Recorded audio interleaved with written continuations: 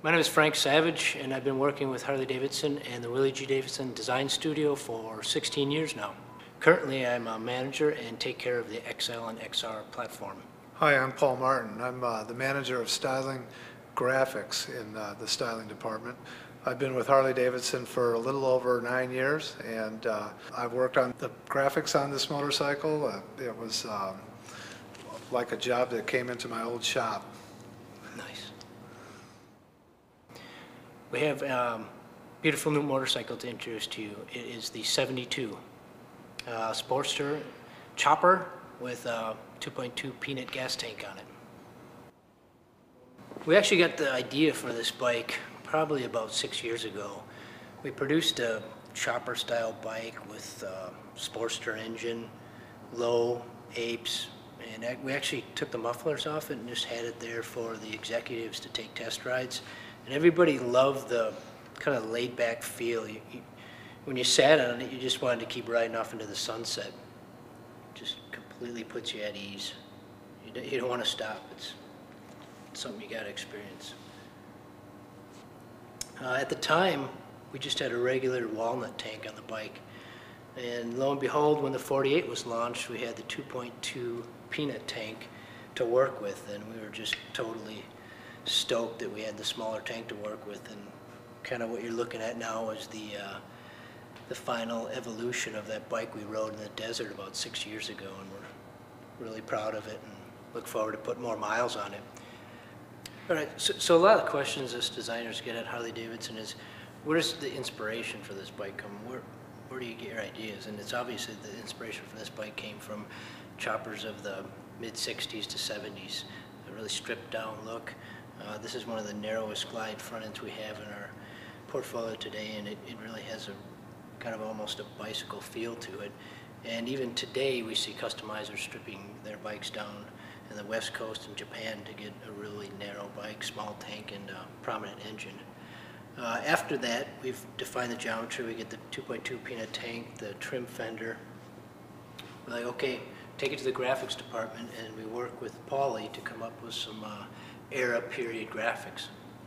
We got Paul Martin here that is the expert in graphics, and I've always asked him, where does the style of paint come from, and when did candy custom and hard candy custom, we call it, and flake and paint and these pinstriping things, what was the origin of that stuff, and where did it come from, Paulie? Well, in the 60s is kind of when the big flake really kind of started to take off, and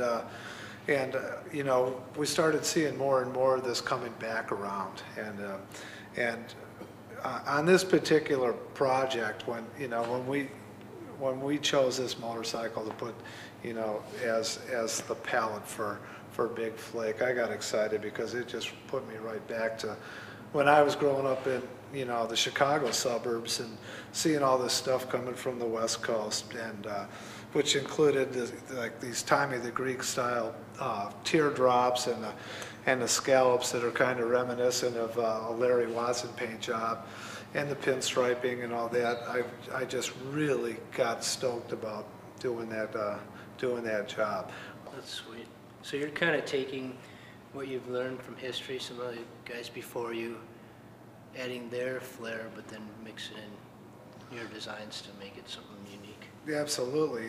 This project was, it wasn't much different than if, you rolled into my shop and wanted to do something, a cool paint job on it. And, with the Big Flake, you would do some graphics that were not trying to compete with that, but, highlight the shapes. Right.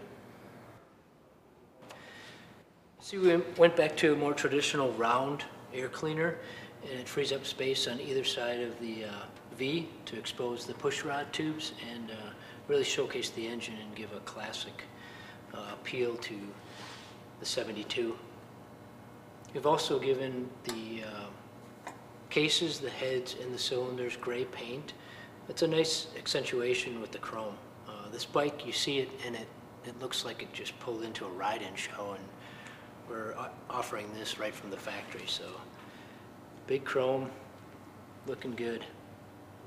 We've also added white wall front and rear. which adds to a nostalgic feel, lightens up the bike visually also.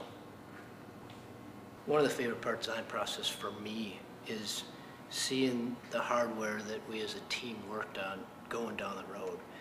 And this one's going to be no exception. Seeing this beautiful bike drive off into the sunset with a customer on it, it's going to be very fulfilling. Man, you know, when I do a job like this in the shop, I just couldn't wait till the customer come and get it. It was just really exciting. I can't wait to see this on the street.